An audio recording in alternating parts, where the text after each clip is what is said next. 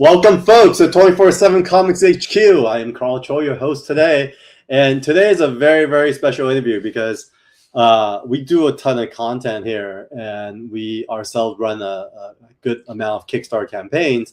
But one of the greatest things about Kickstarter and just about this comic book community is the friends that we have in it. So without further ado, let me bring on my buddy, Eranga D, as well as his creative partner, David Byrne. What's up, fellas? What's going on, man? Well, first of all, Triple, I have to shift, so I'm actually in the middle. Yeah, we're here. But one of the reasons we're here was to talk about your Kickstarter campaign that launched this morning, AETERNAL. But I also want to take the time to congratulate you guys for hitting your goal. Thanks, man. Woo! Congrats. I drove from New Orleans to Florida last night, and I got home and I finalized the campaign, and Eranga's like, I'm going to message you every time we get a backer. I was like, please don't. I'm going to take a nap. And it couldn't. What's up, Jeff and Fish? Yeah, we already got friends in the chat today. Congratulating you, Eranga. I think, before we dive into the campaign itself, I thought it'd be good to just kind of kick off our conversation, maybe just to hear more about, what this story is all about, because that's really what it comes down to, right? It's described as like a superhero drama that's not a typical cape and punches story. It's more about identity sacrifice, being seen.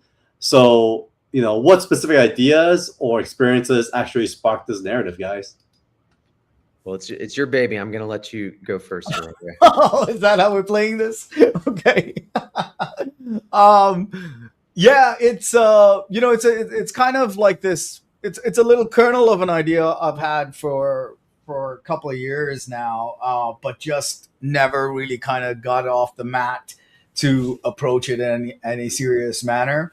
It's always been, you've got like I've been fascinated by the concept of superhero alter egos, and not in the sense of like a Bruce Wayne and a Batman or a Peter Parker and Spider-Man, a little bit more aligned with like Rick Jones and Captain Marvel, where a human host, there's a superhero that inhabits a human host. So basically that transformation happens.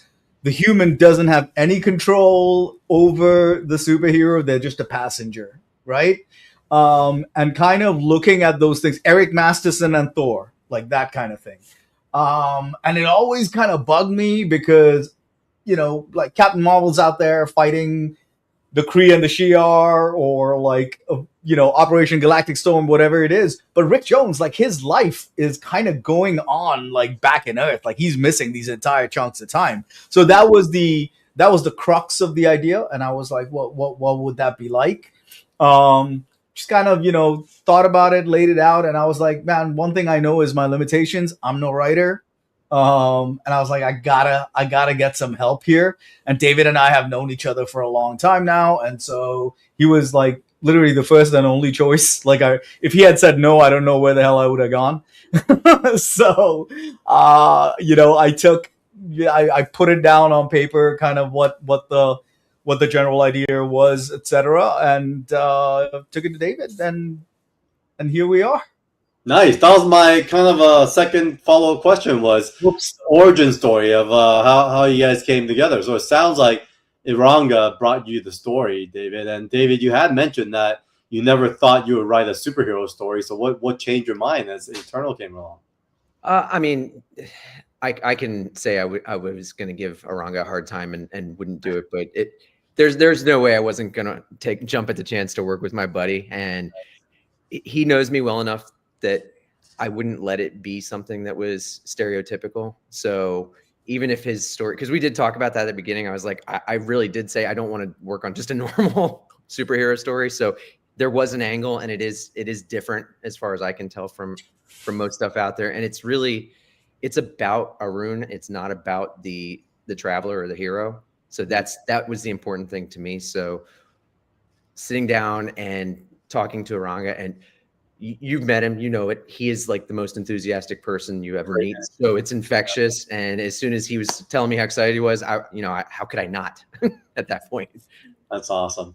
And so what was the creative process like between you two? Because I know Eranga, I've literally, I think, been at the beginning of your journey as an artist. At least from what I know, it's you know, doing commissions, you know, going out and like as a collector yourself, you know, engaging with other artists. I thought it was really cool that you committed your focus to doing something.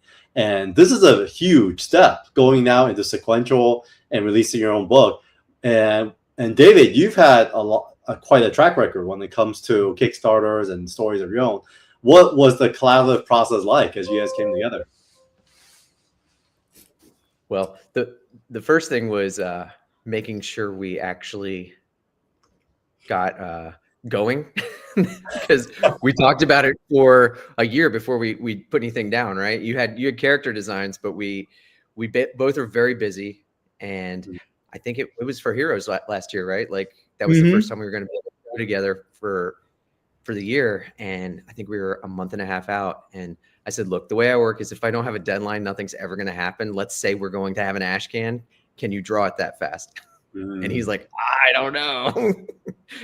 And then you drew all the pages in like 4 days. So yeah, it was, I think I did the 8 pages for the ash can in like 11 days. And that includes like character designs and, you know, layouts to inks to, yeah, it was a banana schedule. But I really think if we didn't have that impetus, if that hadn't like, hey, we got to do this. We got to have it out for Heroes. I think it would have been an even slower process. Not to mention the fact, like Carl, like, you know, this being internal, like I'm not a natural, you know, interior guy. So there's tricks and stuff that I had to learn. But even going further than that, like the creative process, it was really cool because we were constantly talking about it. We had like this Bible that we'd built, and, you know, Excel spreadsheets with like page breakdowns and things like that. A little bit of a give and take and kind of, you know, talking about it. Neither one of us was precious about, you know, whose idea what was or whatever. And it was like just super kind of building up this thing from the ground up. It was really cool. David will probably tell you about some of the things I did, because I get like really particular. Like, it's my first book. You know, it's my baby. Like, you know, it's like the idea, whatever. And I probably got on David's nerves more times than I can count. There was never a moment where either one of us proposed something and the other was like, no, absolutely not. It was always more of a, what do you think about this? And the other was like, yeah, that's amazing. So yes. It's a lot of times I work with a lot of foreign artists, and it's all through Messenger and things like that. We were able to get on, you know, Teams calls, Zoom calls, and like just talk out a lot of things. Like he would present me with a giant info dump. I would do stuff with it. Then I would come back at him with my version of the info dump. And we're both kind of like spreadsheet nerds. So we would have spreadsheets where we're talking back and forth to each other on the spreadsheets. Yeah, we'd have a revision level to the spreadsheet. We'd have columns with comments from what dates the comments were. It was fairly organized in that sense. Well, I also don't think people realize how much information gets lost in day-to-day conversations. So having spreadsheets, you're tracking everything. And sometimes these like little ideas that kind of fall through the wayside could become a pivotal part of the story. And I realize that's why I take like really good notes when it comes to like ideation meetings, because you never know. You never know what you're going to come back to and be like, oh my God, I remember we said that, right? But so much of it just gets lost. I'm the one who doesn't take notes, so I kind of count on Eranga too. Well, parlaying that kind of conversation surrounding the ash can, you know, that was my first exposure to Eternal as well. And, you know, it was cool. It was cool to hear that you like blasted it out. But what was the kind of initial reaction from the audience? I mean, you gave it to all our friends. I'm sure there's a lot of folks that came by the table and you had to introduce the book to them. Like, at that point, this was materialized. Now, did any feedback, and maybe I want to hear kind of general feedback, but also then as a follow-up question to that, was there any feedback from that experience that informed what was to materialize into this 40-page book? It's a great question. it's also like strange, right? I got a lot of good feedback. I don't think David and I like talked too much about this, but I got a lot of like general good feedback. Like, hey, I really liked, like the story that it's not non-traditional. But it's also one of those things where you can't fall too much into a trap because there is like there were friends and stuff like that, and you think maybe if they didn't have something positive to say, they just wouldn't say it. So there's balancing of that, but I don't know if David and I necessarily like kind of got specific feedback that we kind of incorporated from then on. No, not really. I don't think so. We had what we were going to do. Now I having other series and tabling and things like that, I took the opportunity. I know Ranga passed out copies to a lot of people he knew. We have different circles, so I was able to, somebody bought a book at my table, I would give them one of these and say, you need to check this out. And everyone who looked at it told me how cool they thought it was and that the art was great. Don't tell Eranga, we don't need his head getting any bigger, but they all loved the art. And I even took it to some shops and I brought an extra stack. I said, throw this in everyone's pull who you think would be interested in this. So all the feedback I've gotten has been fantastic. Awesome. No, that's good. And in fact, we have a ton of friends in the chat right now. So everyone, thank you for chiming in this morning. I know it's the middle of the workday, but it's really important that we get some coverage during early times of the campaign. So thanks for chiming in. If you guys have any questions for either Eranga or David, just feel free to put in the chat. I'll make sure to ask them. So what I'm going to do next is dive into kind of the story, inspiration surrounding Eternal. And then we'll probably spend the rest of our interview diving into the campaign itself. So viewers can actually see what you guys are offering, your thought process surrounding the campaign. So first off, we're all comic nerds here. What are some of the comics, movies, or books that, may have influenced Eternal's tone or character? That is definitely a wrong question. Really, yeah, it's a great one. I haven't really thought about it, but it kind of what I talked about on the at the onset of the interview. My Thor kind of reading days, Eric Masterson was the host. It wasn't Don Blake, and even if it were Don Blake was a construct. So like there weren't any repercussions for him like missing out on his life. He was created by Odin. He just hung around as a vessel. So Eric Masterson, that run of Thor with DeFalco and Ron Friends, that's probably like a big reason. He doesn't know who Eric Masterson is. The best Thor, Fish. The best Thor. No response to that. Thunderstrike. He eventually became Thunderstrike. I mean, come on. If you were 16 and reading that and you saw Thunderstrike, he had like a lightning bolt earring. Come on. It was good stuff. That was definitely it. Any movies and tones, or what's that? Any movies served as inspiration for the tone of the? No, really, I can't think of anything as far as movies go. But the second comic would have been Peter David's run on Captain Marvel with Janice Bell and Rick Jones. So it was all comics. Like purely in terms of tone, I can't really think of anything that movie wise or other multimedia that kind of matches what we've, or at least influenced us to that extent. But definitely comics, purely comics. Okay. I mean, I'll say this too. There's a mention of like the toll of sacrifice on a normal man over 50 years. Now, what's the approach in pacing and character development across such a long time span within just 40 pages? Well, that was actually going to be the initial crux of how we were going to put this together, because Eranga presented me with a lot of information, and I had to kind of distill it to figure out. This is a common thread when someone gives me an idea. I say yes, but what's the story? Because they it's a fantastic idea. We've got these other dimensional creatures who breach our world, and this is we call him the Traveler. The only way they can get into our world is to enter a human host. So he's there. He comes into a human host to defend the world. So we had to get how we get there. So we basically start with what I consider the first incursion. Wouldn't you, Eranga? Is the flashback? Yeah, the first flashback is the first incursion and the first on our- transformation in our world. So we start at the beginning, but it's actually a flashback, and the framing is that he's already gone through his 50 years, and we're basically starting at the end, and we get to look back on it while he's headed to what may or may not be, you know, the last battle of the Traveler or Arun. So we're kind of reflecting, and he's kind of pissed off because, you know, he's looked up and realized, man, what have I done with my life, you know? But there's also that balance of they've done a lot, you know, they've protected our world, but it's not him. It's this alter ego. Yeah.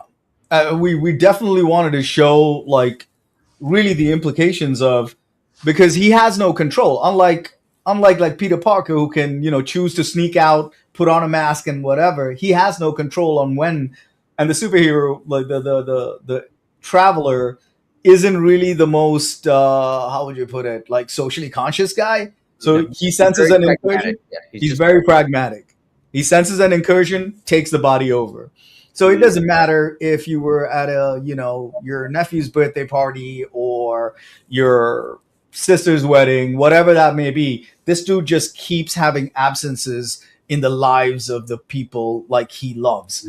So we also examine it from the point of view of, hey, is it possible to maintain relationships across a lifetime when you're kind of like that? You know, whether that's familial relationships or, you know, romantic relationships. So we kind of, you know, we go through that part too, an examination of this isn't realistic. Like if you really were in this kind of symbiotic relationship with a superhero, how do you manage that part of your life? And generally there's not a happy ending. Wow. Okay. So is there like a Venom Eddie Brock aspect to all this, where there's almost like a symbiote that has his own agendas versus, you know, Eddie's like, what's going on? Like, well, how would you kind of compare the two? Well, he has no control. So when the Traveler takes over, that's it. They can still communicate, and he's basically watching what's happening, but he's helpless. He could tell him what to do, but he doesn't have to listen, and he won't listen. Yeah. So as an audience, are we kind of seeing the story from the perspective of the human character or from the alien character? Definitely the human.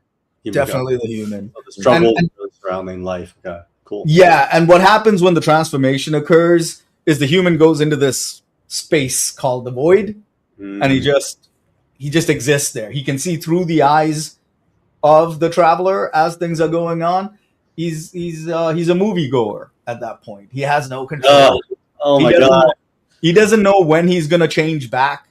You know, it could be days, it could be months. Like the idea we're trying to build, we built around here is, you know, sometimes you're aware of exactly where these incursions are happening, and sometimes it takes some time to find them.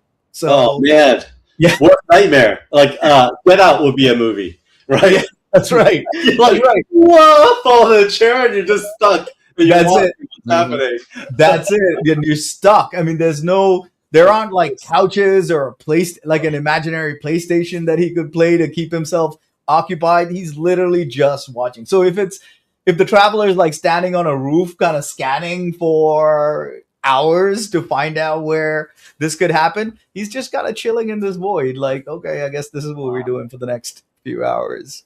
Well, we have our first question from the audience, from our friend Daryl, all the way from Vegas. Is this based on a true story? It is. It's also an explanation of why no one knew where I was from the age of 20 to 40. Just showed them out of nowhere like Jesus. Yeah. Wow. Fully formed 40-year-old starting to draw comics. There we go, Daryl. Hope that answered your question. Well, without spoiling too much, I'm not sure how far. I mean, maybe you guys could share how far you guys have gotten since the Ash Can. But is there like a scene or moment in the comic that you're most proud of, if you've already executed it, or if you haven't yet? Is there like a scene or moment that you guys are really, really looking forward to? Do you want to go first, or do you want me to? You go first. So I Well, don't- to me, it's not necessarily a particular scene, and you can actually see it on the campaign when you go through that. It's the duality. It's the we don't ever, well, we do put them in conflict, but the two characters and their distinctly different roles in our world, that's what I like. I like the psychology of it. And I got the story inspiration from Eranga, but he can tell you, like, I get into the mindset of the characters, so I'm very empathetic when I write, and like I'm sitting there telling, after I've written a part of it, I'm like, dude, I like that.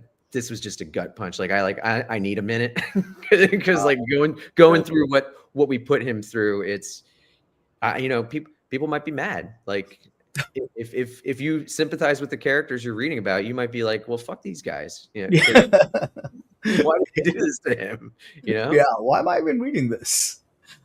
For me, there was, I mean, it's similar but different. Like from an artistic standpoint, there's a sequence, fairly large like sequence, where you see the juxtaposition of the stuff the traveler is doing in different locales, because it's kind of a global story. We try not to sit there and say like, hey, all of this is just happening in some city USA. It's like, obviously it's a global incursion, so there's different. So we did this scene, which is a juxtaposition of all this cool stuff that the traveler is getting to do, and all the things that Arun is missing in his life as this is happening. And I thought like that played out real well, and I'm really proud of that sequence. Yeah, that one's actually on the campaign, so he can. It is. If he wants. Yeah. That's great. I mean, speaking about the campaign, let's just jump into it. So, folks who are tuning in right now, I'd like to present the Eternal campaign. We are currently at $69.99. I'm sorry, I think a little on the adult side of numbers. We made it. It's perfect. Could not have been more perfect. This is a perfect number for us to be on. So if everyone wants to tip this thing over into the 7,000, please be our guest. But we're here, guys. We're gonna now have you guys, us as tourists, have you guys walk us through this campaign, where you came from. Alberto knows the inside joke here. It's pretty funny. But Daryl also had a question for you. Are the ash cans still available?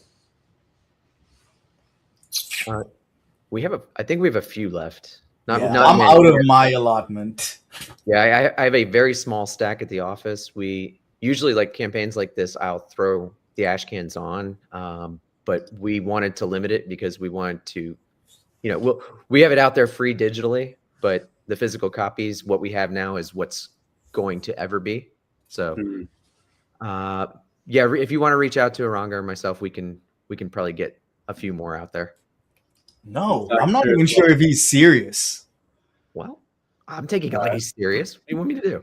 All right, folks. I just posted on the top left here a QR code that will lead you to the Kickstarter, I believe. Let me make sure it's the right one. Oh, actually, no. I need to start a new QR code. Sorry about that. It's the wrong campaign. So give me 1 second. I want to see what Carl was actually trying to lead us to here. Eternal. No, don't click it. It's an old one. So let me throw that in there. We're curious, though. All right, there we go. The new one's coming up right now. Boom. It's a Nevermind campaign. Yeah, it's an old one. So I clicked on it. I was like, oh, this is the wrong campaign. All right, cool. So Daryl wants to claim the ash can. So I don't know if there's an extra one. Maybe write his name on it. And then Mikhail, our friend, also said there are ash cans on sale as eBay store for $999.99. We got Mr. George Hage in the building as well, and then thank God Eranga is doing promo here, and not with West Coast Adventures. That's coming up. Yeah, coming soon. So this is just the kickoff. I mean, you're gonna be on a campaign trail. So let's dive in, guys. I mean, we got obviously there must be a big incentive for people to come in on the early bird. I myself took full advantage of it. So tell us about this $1 cover. That's David. Go on, David. Tell him Well, Tell him, when I Steve, do, Dave. I Don't like spoil anything, but tell us about I like to incentivize people with basically a free book. It's going to be a variant cover, but we didn't want to show it yet because we're purposely not showing the main villain from the book. So Good idea.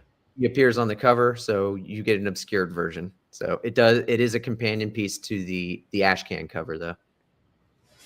So what can you say about the antagonist of the series? That was one of my questions earlier, but I forgot to ask in the story moment. Man, I think anything we really say about him, he's not a central driver of the story, right? But anything we kind of say about him will really spoil it at this point. I will tell you the book is littered with antagonists. Okay. So it's not kind of focused on this one guy. But let's just say he's a big challenge when he does show up. Monumental. All right, Mikhail's gonna say bye, but also said he's heard that there was a Spaniard foodie who is the true villain. I hear he's a very disposable villain, though. Okay, well, more to come there, folks. And so let's continue moving down the campaign. I think there's a lot for us to cover. So that's the first cover. Here's a moment here that says, let's see and break this down. There are threats in this world we don't even know exist until they unleash havoc. So give us a bit of a, double click into that. So that's kind of what we were talking about before with the, the incursions from the other dimension. We didn't know they were a thing. And I mean, we don't dig too deep into it. I don't know if Eranga agrees, but I think even through the 50 years, humanity doesn't really know where the Traveler came from, where these things are coming from, because he's not like giving interviews and explaining it. He stops it, then he disappears, Mm-hmm. So it's kind of he's a mysterious defender. Right.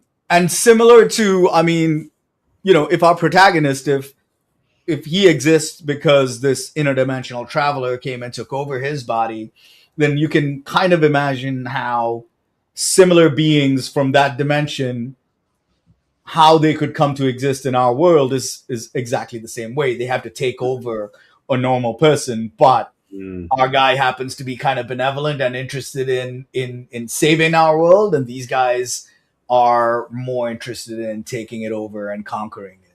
That's great. Yeah, I don't think it's really a spoiler to tell you. The mechanism is that when the other dimensional being comes in, the evil ones manifest like the deepest fears of the person, and that's what they physically become. The Traveler saw in Arun what he saw as a hero.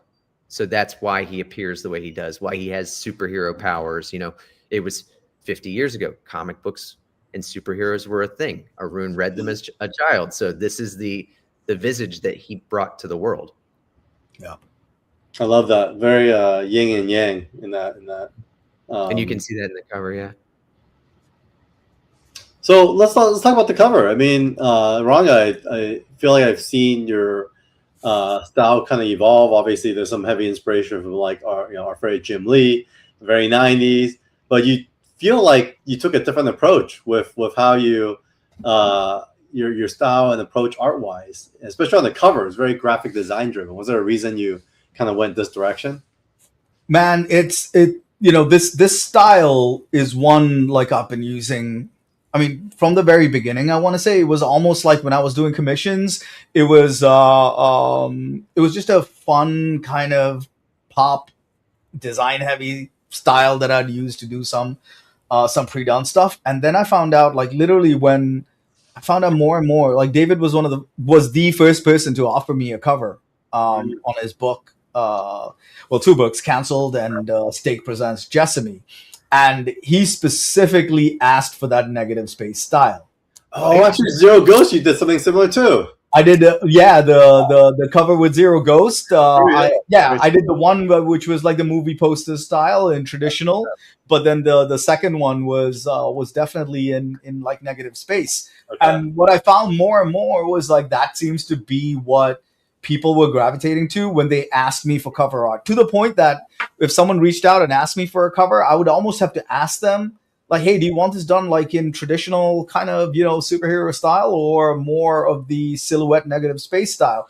And almost everyone to a T would ask me for that style. I guess because it's a little bit more attention grabbing. It kind of stands out on a cover. So I don't want to say I've grown resigned to, but because it's fantastic that I get to do this. But like I also know when someone's asking for a cover, like this is what they want. So because of that familiarity with people, I was like, hey, I'm just gonna keep that theme going. So both covers for Eternal are done in this style, which can be challenging on its own right.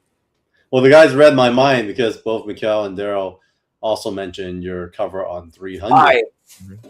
That's right. I did that in that style too. Yeah, you did. I remember that as well. It's great. Well, as good as your other style is, there's not that many people doing the negative space like you do, and you do it incredibly well. Yeah, no, I agree. And thanks, man. Stan loves Zero Ghosts, and maybe you could do the poster for Zero Ghosts when we get into film. Boom.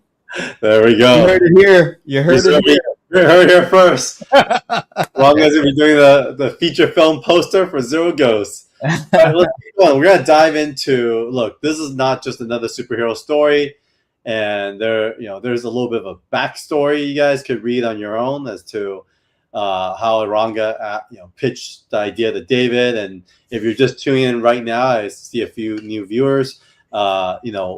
Tune back to the beginning of this. There's a little bit of an origin story that the guys share, so we won't revisit this. And so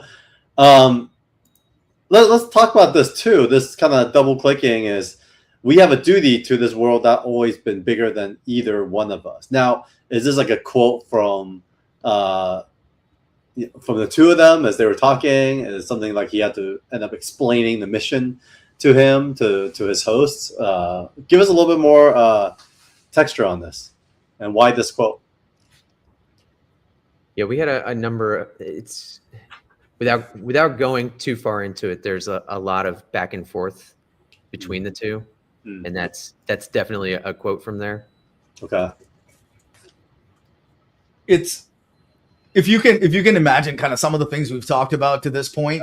Like it's easy for Arun to get after years and years of decades of this happening. We mentioned the Traveler is pretty pragmatic. He has he's a single-minded mission, which is to protect this planet from his home planet, or his home dimension, if you will. So, I mean, if it's basically when you have that kind of back and forth where Arun is like, hey, I never got to do anything. Like, look at what's happened to my life. The pragmatic response to that is, hey, we've always had a duty to this world. And that's kind of what that quote is hinting at. Okay, no, that's great. I mean, with that said, let's dive into what's inside. I love that you mentioned the void earlier. So void is basically when the Traveler takes over our protagonist, and he kind of falls into the void, as we mentioned, kind of like Get Out, and he's just become an observer. So let's dive into some of these interior pages.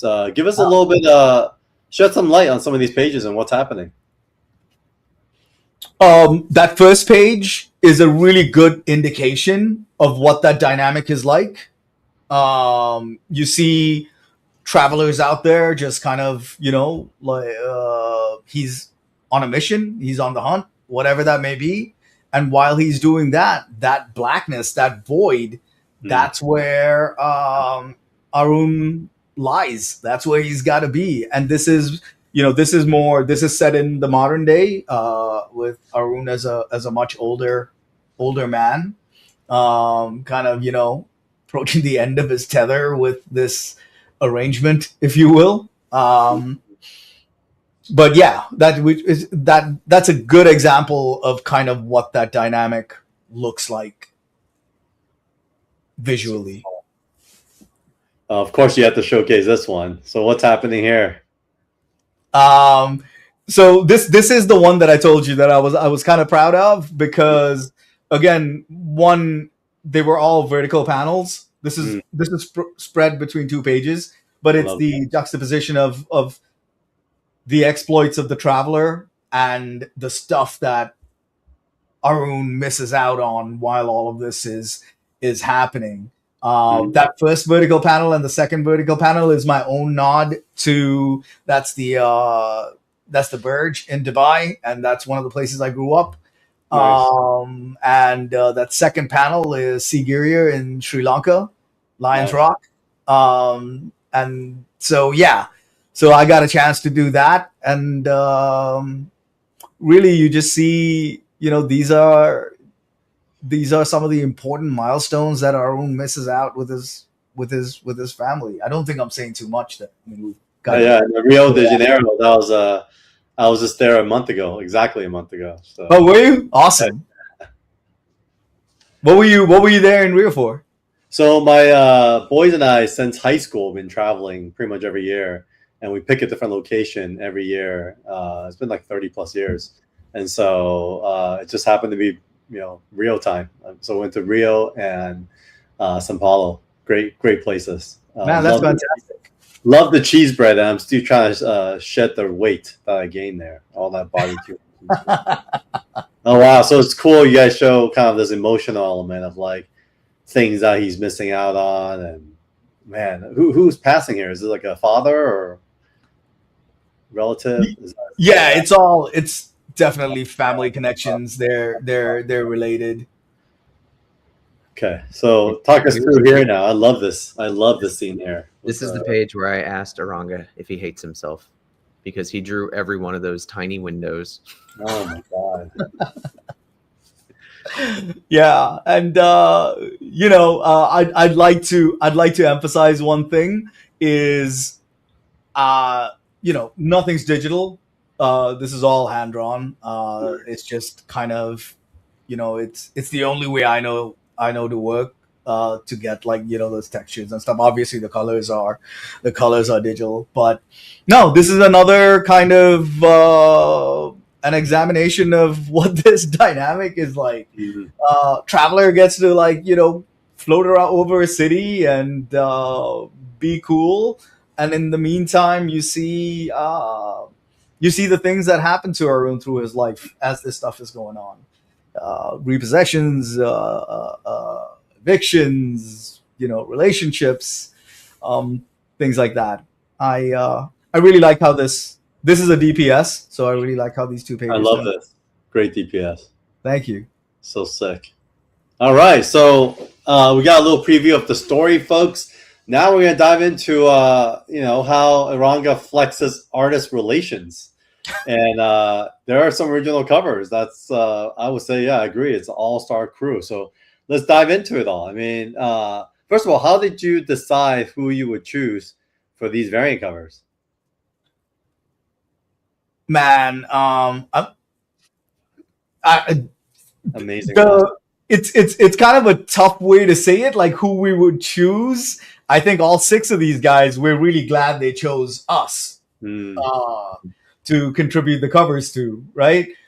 Some of them, like Joseph Schmalke and Gerald von Starrett and Kiss, they have pre-existing relationships with David. Nice. They've done a lot of work together. I mean, I'll let David speak on that.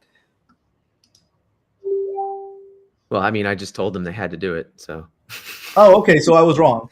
No, it is because Joe and Gerald, I've been friends with for a long time. Kiss is relatively new. He did some covers for me for the Jessamy series that did incredibly well in the direct market, and that's his line art. Where actually it's a little behind on the coloring, so we'll get to use that as a mid-campaign drop where we can actually reveal the covers, or I mean the colors for that one. Yeah. I don't hate it. I don't hate the line art just style. I think I usually end up using his line art for stuff too because it's so clean. yeah. Yeah, he's got a great style, man. Yeah, kind of pops. Pop color. His female characters are killer. So there was a point where I was like, "Hey, David, like all I've seen from him is like female characters. What do you like? How do you think he would do?" And David was like, "Trust me, he'll be all right." And then sure enough, he pops out with this, and I'm like, "Yeah, you're right. I'm sorry. I don't even know why I questioned it." My favorite part on that one is if you actually zoom in, you can see Arun's face in the cross on his mask. All right, let's see. I think I have like a Dropbox with a lot of higher resolutions. I'm gonna zoom in on that one instead. Let's see. Covers. All right, we're gonna do a zoom in. All right, cool.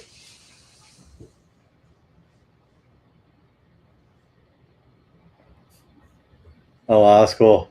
Yeah. What a great idea. And that was another like really cool part about this call is we weren't like super precious. I just wanted to make sure people stayed at least on model for the costume design. Yeah. But rendering, whatever else, it was so cool to see the different ideas and the different approaches come in, and they're all different. That's what I really love about it. That's typically what I am for too. Same for Khalil. He said, "Is that Khalil?"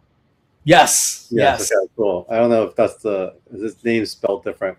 I think, but yeah, he said, "I like how they're all very different." What's up, Khalil? We do too. Cool.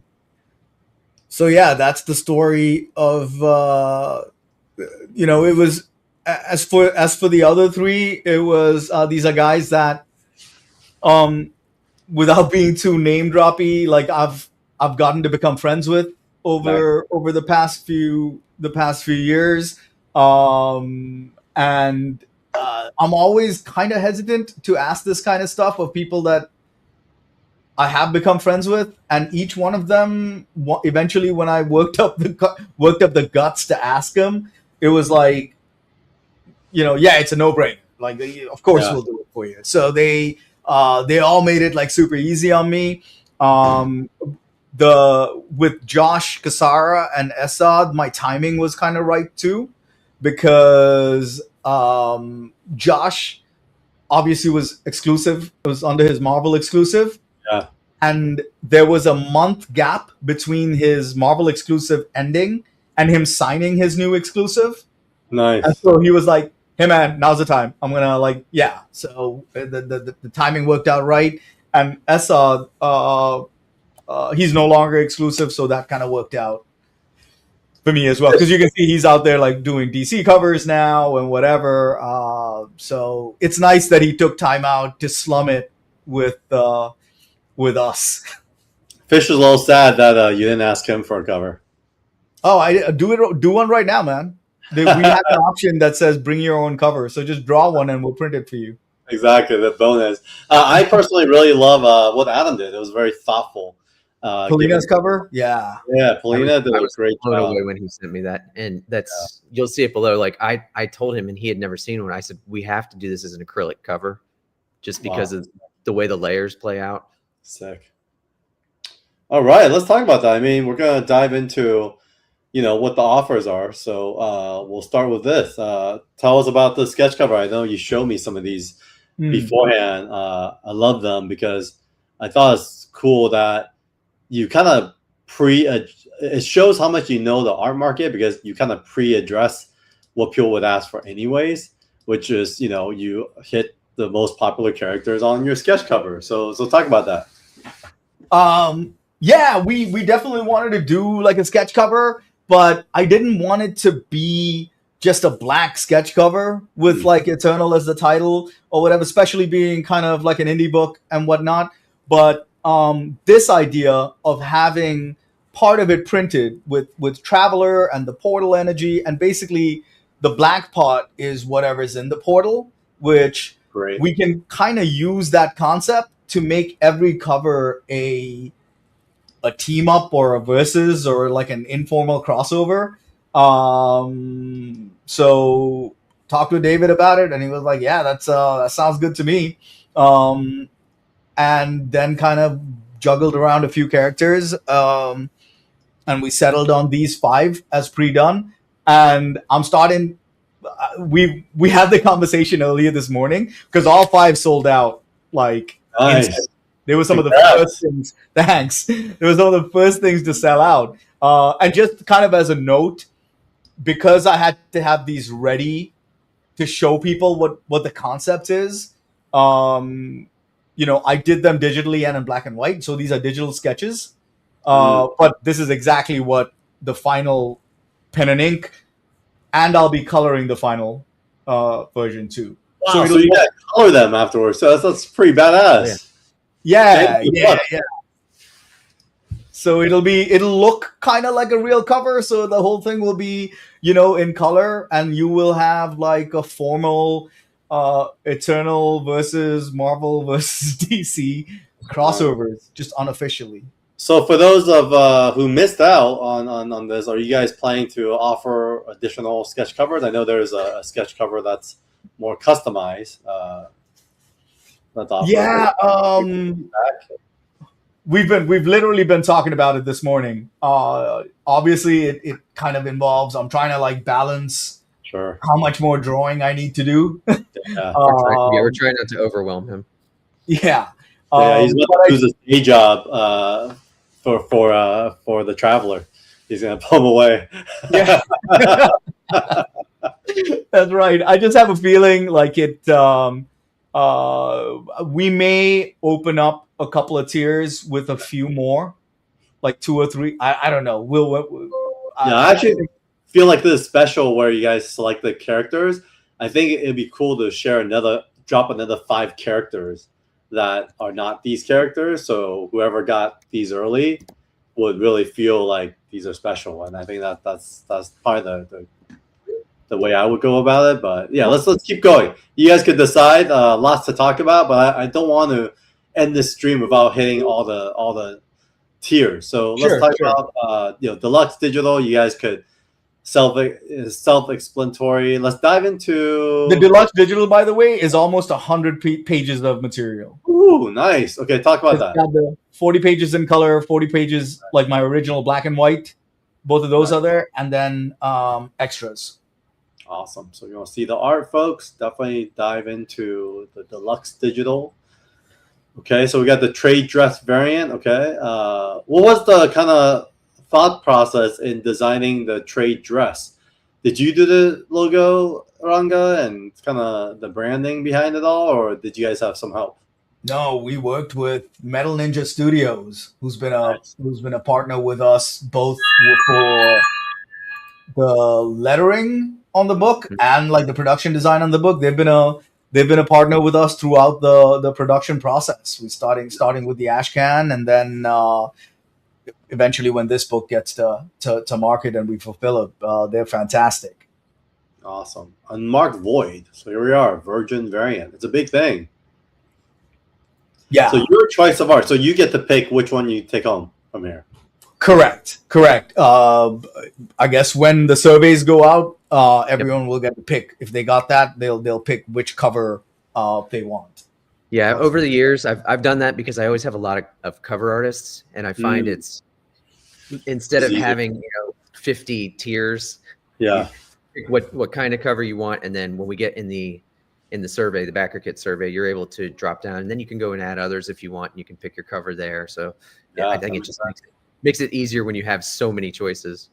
I agree. Makes it simple, makes it smart. So beyond digital dab. Okay, so this is your other stuff. You've been on Kickstarter for a while, so give us a little bit of a TLDR. Well, I started with the couch. That was the first book or comic I ever wrote. I had written a novel, and I was my next project. I was kind of brainstorming, and I was like, well, it's about a down and out therapist who accidentally becomes a psychiatrist to superheroes. And I was like, well, that's a comic. That's not a novel. So that was my transition. I had always collected and loved comics since I was little. And I even wrote one when I was 9. Nice. But I went from being 9 to being 36 between writing comics. So, but that basically kicked off everything else. Steak was a fairly decent sized hit with Scout and has been a mainstay on Kickstarter for 6 years, 5-6 years now. And then I brought Canceled to the direct market and Kickstarter. Skin Deep was a hospice campaign. I don't know if you saw that. It was like the silver coin with the theme being, we had 6 different creators do their own campaigns, but one theme that ran through all of them. That's cool. Great idea. Yep. So I figure there are people who only back digitally, and if they want more material, we give them more material. That's great. Makes sense. Shimmer of the Void. Woo. Yes, rainbow hollow foils. They look beautiful, especially on art like this. Nice. That's the way to go. All right. No need explanation there. So the metal variant, okay? Yep. And those will be on aluminum. Aluminum covers, bulletproof, I heard. Yeah. Also can be as weapons. Yeah, we'd like if anyone gets them and wants to send us videos of how bulletproof they are, please don't. On the record, we're on the record as saying please do not reference this show if you try to use it as a bulletproof vest. All right, let's talk about this guy here. Assorted Eternal includes trade, virgin, foil, and metal. Yep, your choice of you can mix and match. You can get all 4 of the same artist, so that gives you a way to get all of the different versions. Awesome. Eternally Antagonized Batman. All right, so these were the ones that have sold out already. Congratulations once again, guys. Thanks. They're gone. All right, so provide your own art. So share more here.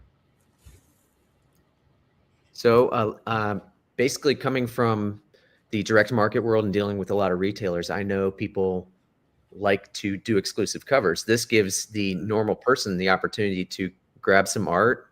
They can hire Eranga. We have another tier for that, or they can bring their own art, and basically they've got the right to get 10 copies with this, any mixture of trade, dress, and virgin, and then if they want more or if they want foil or metal, we'll just discuss that and negotiate afterward and get them the best terms. Awesomeness. That's great. I had somebody take me up on that on the last stake campaign, and it actually segued to a lot of other things. So it's definitely a very interesting tier. Yeah, no, I've never seen this before. This is a great idea. All right, and the last but not least, right? Actually, 2 more. Let's see. This is draw in. Okay. Oh, so draw in. Good. Be an extra in the comic. We've got 2 spots there. So whoever gets this, you're gonna send. I think one of those spots is already gone for the extra. But I'm gonna draw them into the comic as an extra. That's awesome. Did we leave? Is one of them the pizza man? I can't remember. Yeah, the guy bottom right is the pizza. Bought a pizza. Yeah, nice. He's a missing pizza. I want to be the pizza boy delivering the pizza. that was already taken to the house, lonely housewife. The last is this the last tier here, or there's more? Okay, there's more. There's more. This is similar. It's a draw-in, but this is a featured character. So there's a appearance in at least 3 panels of the book. Wow, this is big. Yeah. So featured character would be what? Like, explain the. Say that again.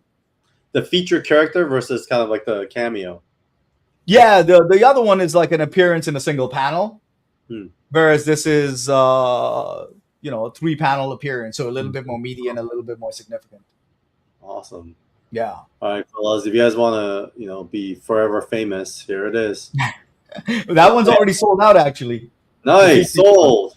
Yeah, that's our buddy Alberto. Nice, Alberto, you're in.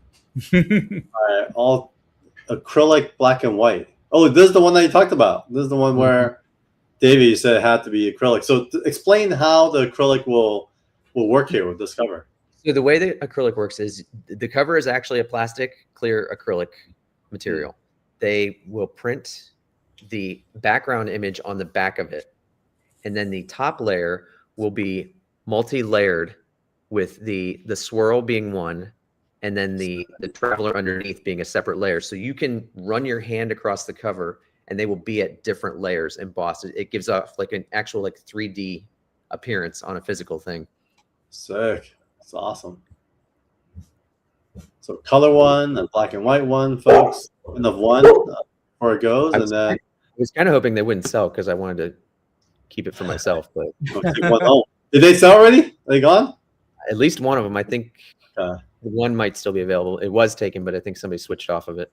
Nice. The black and white one sold. I think the color one, it sold, but then they opened it back up because they went for this option instead. Okay, nice. They got the art. Yeah. So there's 2 spots there. I'll draw a custom cover for them, and they'll get 10 copies of that, David? 5. Yep. And then if they want more, we can figure it out. Yeah, Nice. and then they get the art too. Is it kind of like a sketch cover and you just draw it over and you'll paint it? It's going to be like original? a full 11 by 17 cover, their own, and then they get the original art. They'll get the original art too. Awesome. All right. How about this guy here? Oh yeah, That is the original art. Yep. Nice. Which again, if no one buys, I will be on my wall. Yeah, That's the Joseph Schmalke's original art to that cover. Just kind of, it's another one of those things, man. It's the only original art available from Eternal because I've got all the 40 pages that are going to stay with me. I've got both covers, and then the 3 variants. I've got those too. I was gonna ask you about that. Were you gonna let go of your original art? And it sounds like no. He won't even give me an interior page. It's got to stay together. It's way too sentimental, man. Are you taking offers on a full issue purchase? Let me put it this way: mortgage. The number would not make sense as for market value for what it means to me, from a sentimental point of view. All right, guys. I'll be his temporary art agent. 7 figures only, guys. 7 figures. So please submit your offers today. I get 10%. So 7 figures. All right. So to land us, let's go on through some of these add-ons. Is there anything you guys want to highlight here as far as add-ons go, or is it just mostly everything that's included and you could actually? I think the only thing here would be you can get a regular blank cover, and you can get that Worlds Collide blank cover if you want to have somebody else draw on it. And then we do have Eranga's connecting covers from Stake Presents Jessamy, his first cover ever. Nice. So you can get that set. Awesome. Yeah. So there's a team. You guys gotta read all about it. We got the crew here. We got the publishing company, why Kickstarter, etc. I mean, I guess we could, what a great and insightful interview, guys. I mean, once again, congratulations. Let me see where you guys are at currently. We are, since the beginning of the interview, just made us extra $118. Congratulations, guys. Happy to contribute in a very small way. But I guess as we land this interview, what would be some advice you guys would give to other folks that want to aspire to create their own Kickstarter like you guys? What are some of the lessons learned so far? I know it's just the beginning of a campaign, but yeah, let's leave some tips for our viewers before we land this. For me, it's like before you even get to the Kickstarter process, talk about how long I procrastinated with trying to get the idea out and stuff. But it's before you even start thinking about that, get the book done. If you have an idea, if you want to do it, if you're passionate about it, get it done. Get it done because it's so freaking satisfying. I've been on a high, ever since we started this process and culminated today. In people being awesome and kind of getting, the funding happening and whatever. So yeah, if you have an idea and you're either a writer or an artist, get it done. Yeah. I mean, that's always my advice when someone comes to me and they're like, well, how do you do it? I mean, that's the thing. You do it. You have to do it. You have to commit and you go. And Eranga keeps apologizing to me for being too overly excited, and I'm like, no, that keeps me going too. So important. It's so important for the creator team to be excited because I think one of the things that comics lacked, I think, in this kind of quiet time between the 90s and now has been creators that just aren't that excited. I feel like they've either been broken or just not excited about their work or whatever. And you see some of these interviews and they're like, you know, in their bedroom, like half awake, answering questions. But you know, you guys are on it, and I'm excited for you guys. So before we begin, let's highlight some of the folks that has joined the room. Mr. Hey, Castro, Mr. CEO Cav, what's happening? CEO. Hitting the vapes, gets their wings. Here we go. Great day, start one. Charlie, thanks for the word of encouragement. That's Kickstarter legend Charlie Stickney. Charlie, nice. Thanks, Charlie. Fish, better make me handsome. So it looks like he bought one of the tiers where he's going to appear. Oh, and snap. Fish, you could also buy the kind of blank cover, so you could draw the variant cover in return. Daryl says, Triple X strikes again. Here we are. You're not getting rid of that. In any small way, especially as the pizza boy. And then, Kazra, also congrats. It looks incredible. Jeff, thanks for checking in as well. Congrats. I agree. Khalil, looking forward to reading it, guys. So with that said, folks, that concludes our interview with your team. Where can people find you guys? And folks, the QR code's here. Before we wrap up, please take a moment and scan that right now and back the boys here. But Eranga, David, share any last words, but also please stay online so we could record the stream itself. So David, why don't you kind of share some last plugs, and Eranga, same, and then we'll close the stream for today. Yeah, you can find me at dab282 everywhere. Basically, that's my handle on all social media. And I want to thank Eranga for bringing me on, and all of you who have supported it and made it such a great success so far. This has been a little unexpected, but I'm super stoked. Excited. You can find me eranga.d.art on Instagram, and that's pretty much where I am. I have a Facebook as well, and that's linked to my Instagram. You can find me through there. Eranga.d.art. That's me. And really, I'm over the moon. I don't mind saying it. I don't mind being like a schoolgirl about this. It's over the moon about the success we've seen so far, plus the support we've gotten from everyone out there. It's been incredible. My phone's been blowing up all day today, just like blowing up. It's been incredible, and it's been wild. We know we've got more work to do, and potentially more coming up too. Yeah, man, we got your back. And this is Carl Choi with 24/7 Comics. Here's support, and thanks for tuning in, guys. And we'll see you guys at the next stream.